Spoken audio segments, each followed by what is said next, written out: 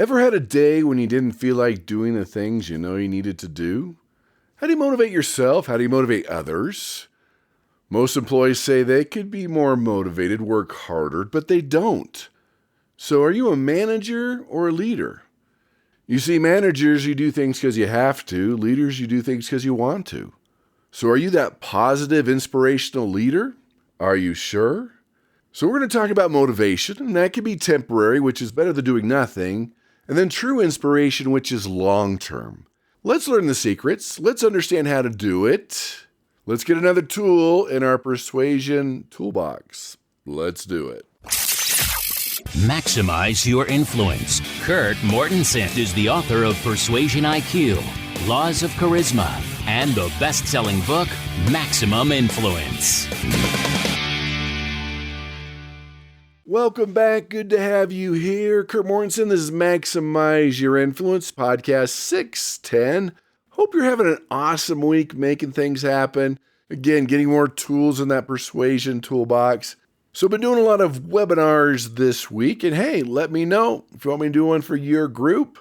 Group's big enough, I'll do it for free. Just send me an email at maximizeyourinfluence@gmail.com and use that to tell me what you want to hear. If I use your email, your joke, your derogatory comment, whatever it is, hey, you get free influenceuniversity.com. So this motivation thing, we always need to inspire and energize everyone else, but we have to do it to ourselves, that self-persuasion, that self-motivation.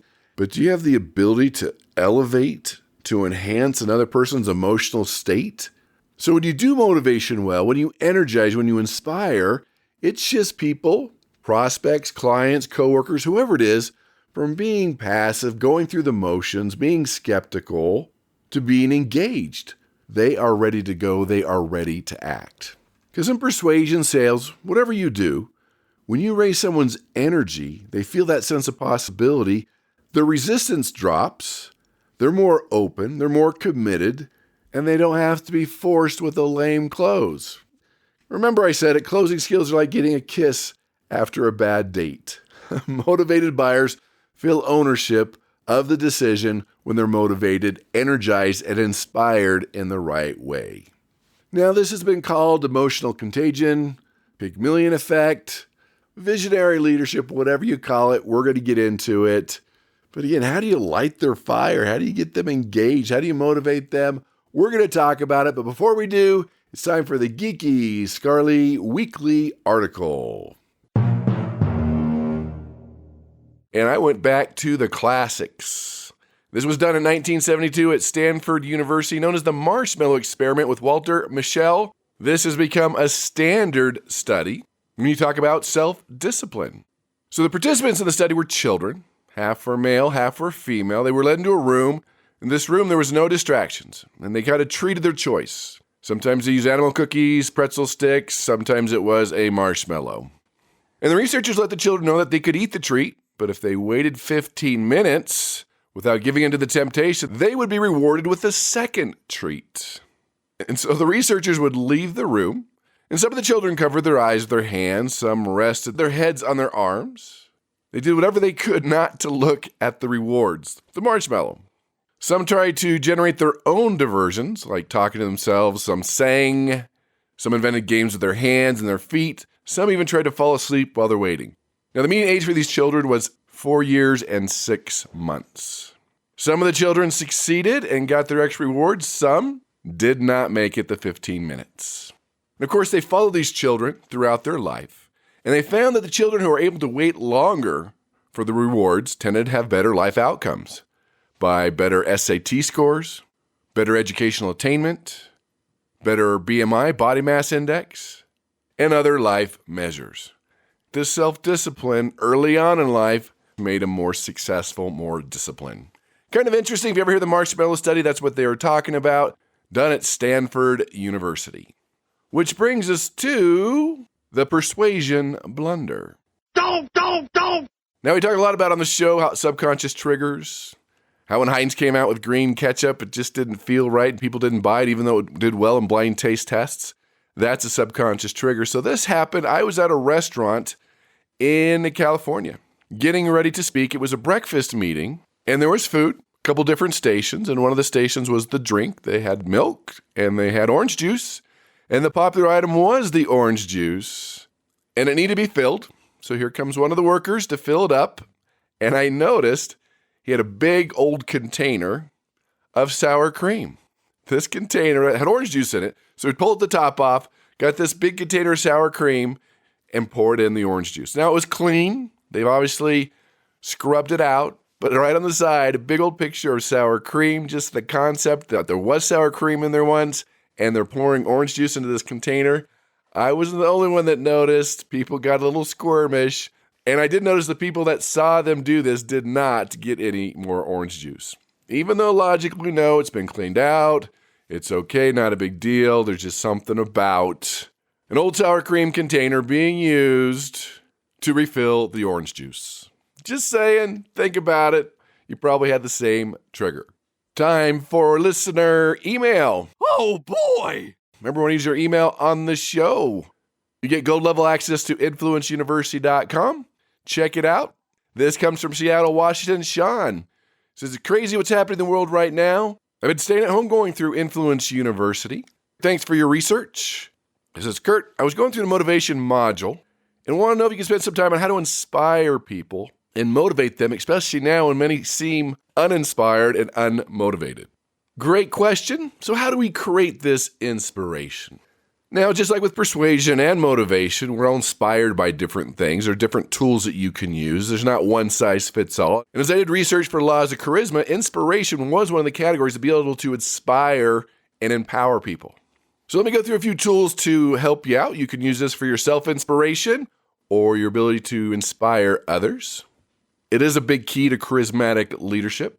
The first one, if you want to inspire others, it's optimism. We know that optimists live longer, they're healthier, but you've got to make that contagious optimism. Give that hope. They need to feel that they can do it. Build them up. Paint the picture that others have had it worse. And that's an important key in persuasion and influence, creating that before and after picture. Before picture is someone that just had that same problem, it wasn't working out, and the after picture, they solved it. In persuasion, it's critical you show your audience the before picture so they know you've been there and they want to become your after picture. You believe in them. That's what optimism does. The next piece is the law of expectations, one of the 12 laws of persuasion for maximum influence. People rise or fall to your expectations. If you expect them to be inspired, if you expect them to achieve a goal, if you expect them to accomplish their dreams, doesn't guarantee it, but increases the chances. And a key part of expectation is having a realistic, exciting, believable goal that they've bought into. We know that goals work. Goals at a production plant. 2 new shifts. First shift, they're like, hey, just try your best. The second shift, they have goals. And of course, the second shift with goals accomplish 3 times more. So expectations comes through our body language, the words we use, our tone of voice. When you use presuppositions, you presuppose, you're talking away like they're already doing it. If they can't see it mentally, it's not going to happen physically. You've got to paint that picture. They can see it happening. For example, school teachers, 5th graders, hand out candy, they unwrap the candy, and a lot of them throw the wrapper on the floor. They count the wrappers on the floor. Then over the next 2 weeks, the school teacher says, I think this is the cleanest class I've ever had. And she kept praising him for being a clean class. The custodian wrote on the board, thanks for being a clean class. Vice principal comes in, hey, I heard you guys were the clean class. Hand out the candy again and count the wrappers on the floor. It wasn't 100%, but it made a huge difference by presupposing that expectation. What you expect with confidence tends to happen. What else can you do? A cause. Having a cause. People are inspired to right a wrong or to fix a problem, to make a difference, be part of the solution, being part of that winning team. When there's that rally cry, people are drawn to that. They're inspired to make a difference and to be part of that solution. Next one, let's add empathy. When people sense that you care, you respect them, you understand their strengths and their weaknesses, and they still feel that respect, and they know that you want what's best for them, that creates more inspiration. And knowing that it's not their fault opens the door to empathy. That's what I mean. For example, persuasion influence. I let people know it's not your fault. You should have learned this in school. You should have learned this in college. You spent all this money and they didn't teach you a basic life skill. 85% of your success are the soft skills, the persuasion, the influence, the emotional intelligence, the people skills, the mindset. The other 15% is your core competence. And people say, yeah, it's not my fault. I should have learned this in school, would be in that same category. Then passion. When people sense that passion, that energy, that enthusiasm, it's very contagious. Passion brings positive energy. It brings conviction. It brings movement. It brings inspiration. Become more passionate about what you're asking people to do. Become a product of the product. That's what I mean. So when you're talking to someone, are you singing the song or are you just singing the words? People can sense that when you just go through the motions. When you really don't believe in yourself or your message or your product or your service, you're just going through the motions, having that true passion. And you could increase your passion by education, learning more about your product or service, reading success stories, or it might already be there. That enthusiasm is contagious, having that conviction. Another one that can work is vision. Vision, more than anything else, will dictate day-to-day decisions. And when they buy into that vision, when they know that you can take them there, that increases their inspiration. But they have to see it mentally before it happens physically. Best example I could give you is the inner city kids say, go to college, and they don't. What's college? They can't see it. They don't even know what that means. No one's really explained it to them. They just assume they can visualize it. So they took the kids to a college, mirrored students for a day, and that's what made all the difference in the world. Because now when they say college, they can see it. They know what that means. They have a definition for it. They can see themselves doing it. Now, the opposite of vision, which can cause desperation, is worry. Worry is negative goal setting. Worry is a form of fear. Most of the things we worry about, we can't change or haven't even happened. Here's the bottom line with this one. This is very important, especially with self-inspiration and self-persuasion, self-motivation, is that if you're stuck on worry, it's because your vision's not strong enough. Did you catch that? When people are stuck on worry, or you in your personal life, you're stuck on worry, you're in fear, it's because your vision's not strong enough. You can't see yourself doing it. You've got to increase your vision. How? Some people like to use a vision board. Some people like to write out their goals. Some people like to write a vision statement where it's written out, word for word, detailed, very descriptive. Some people like affirmations and they talk in the present tense like it's already happened. Some people visualize it before they go to sleep so it becomes real. Just like an Olympic athlete, how many times do they visualize that gold medal? Thousands of times, to the point where it's become reality to them. They've seen themselves do it. Then courage. When you help people increase their courage, increase the faith in themselves, you challenge them to get out of their comfort zone, to get past what's easy and comfortable. When they feel that confidence you have in them, that gives them courage. It boosts their esteem. Another way to do this is to think or remind them of past victories, things they have accomplished. To have that courage to take their life and their income to the next level. When they sense that you have faith in them, you believe in them, you have confidence in them, and that you're challenging them, increases that courage, which inspires people. So the big piece here, common theme, people need to see themselves doing it, know that people believe in them, take the steps to make it happen. The more steps they take, the more they sense and feel that they can do it. And that can be done with stories, that can be done with examples, that can be done with people around them that were in the same spot, but they pulled it off and made it happen. In fact, let me illustrate it with the story.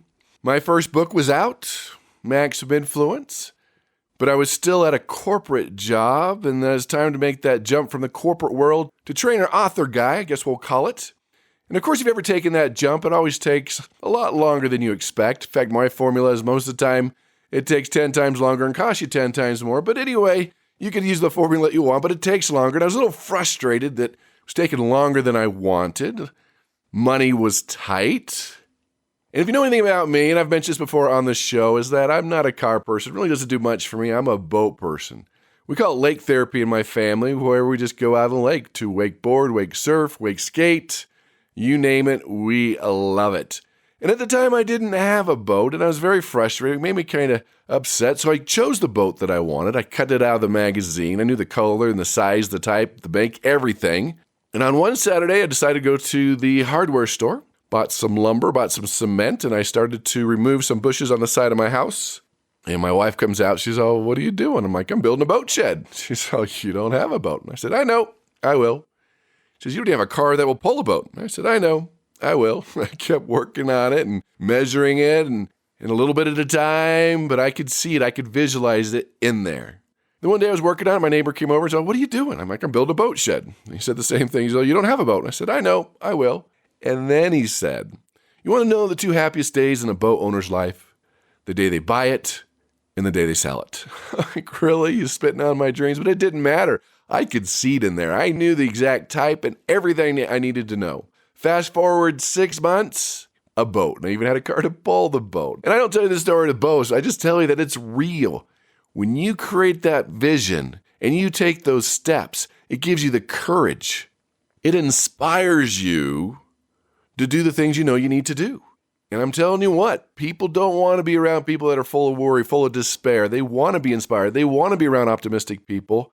That is a key factor in persuasion. That's a key factor in leadership. It's a key factor in influence. Another way to inspire people, go to history. For example, George Washington was an inspirational leader. We know he was the first president of the United States. He was known for his unyielding character and his powerful charisma. As we learn from the history books, Valley Forge was a time of little hope, and many were filled with despair. They were camped out for 6 months during the frigid winter, and 25% of George Washington troops died because of the disease and exposure to the elements. Anyone else would probably have lost the dedication and the support of the troops. But George Washington was always able to inspire hope in his men and inspire the nation he was crucial in building. During a time of great despair and little hope, he was able to inspire others into action. Think about this. If you're uninspired, you will not be inspiring. Influential people have the ability to instantly lift moods, adjust their emotions, and change the energy in the room. For some, being inspirational is a full-time job. It's not something you have every once in a while. The people around you expect you to be the one to lift their spirits and inspire them to new heights. When they are down, you're expected to be the one to re-energize and boost their morale. Most people already have plenty of people around them that de-inspire them or depower them.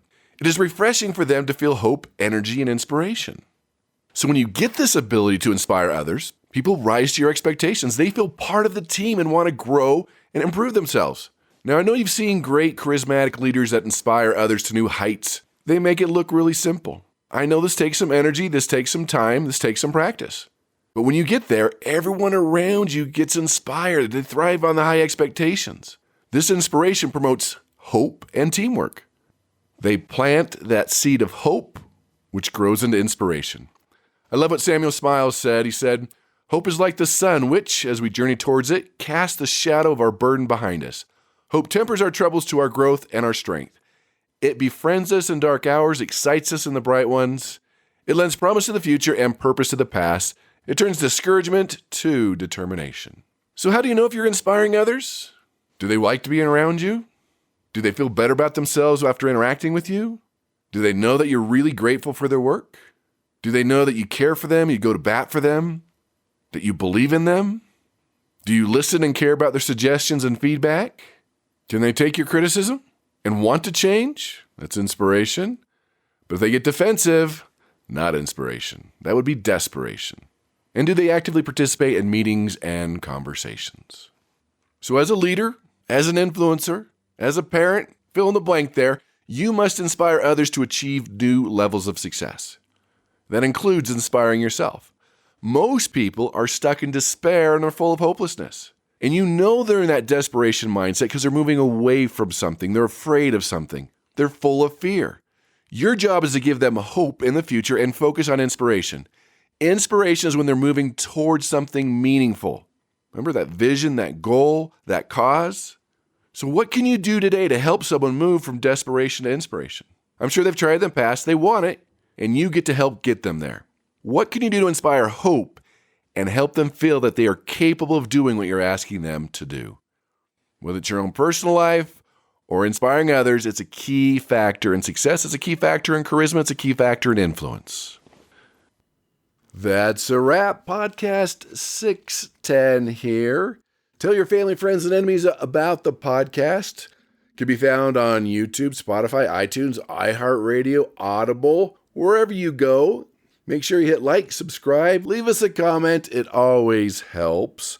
This week's special, millionaire psychology. Kind of what we're talking about here. The ability to motivate others and motivate yourself. You want to become a millionaire or insert whatever your goal is. Start thinking, acting, and doing what other millionaires do. It's an open book test. All the answers are there. That is the key.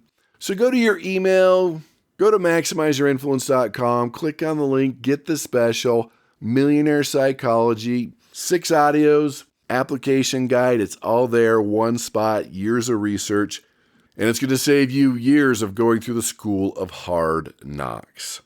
So again, thanks for being here. Apply something that you learned today.